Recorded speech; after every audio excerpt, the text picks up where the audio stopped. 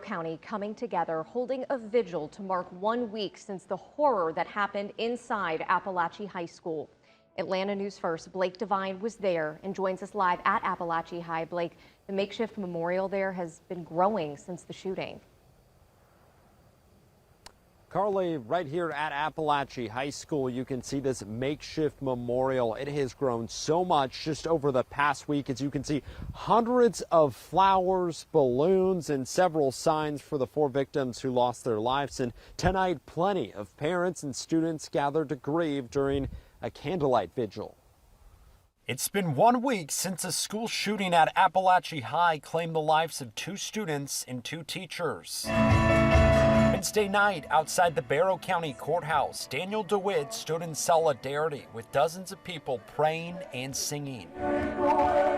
Exactly a week before, our 9/11 tragedy, remembering those that are lost, it's twice as painful.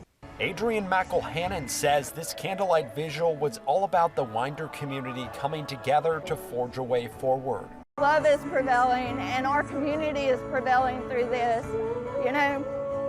This wasn't supposed to happen, but it's not supposed to happen to anybody. While the 14-year-old shooting suspect, Colt Gray, faces murder charges, his mother, Marcy, wrote an apology letter obtained by CNN. It says in part, "To the parents and families of those affected by the tragic events at Apalachee High School, I want to say I am so sorry from the bottom of my heart."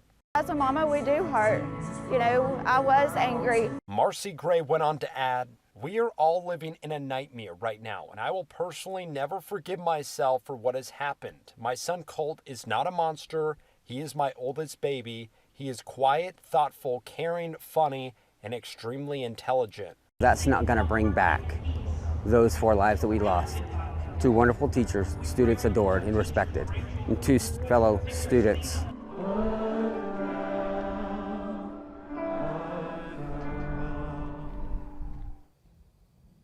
We also reached out to the Barrow County School District asking when we could see students and staff return to Apalachee High School.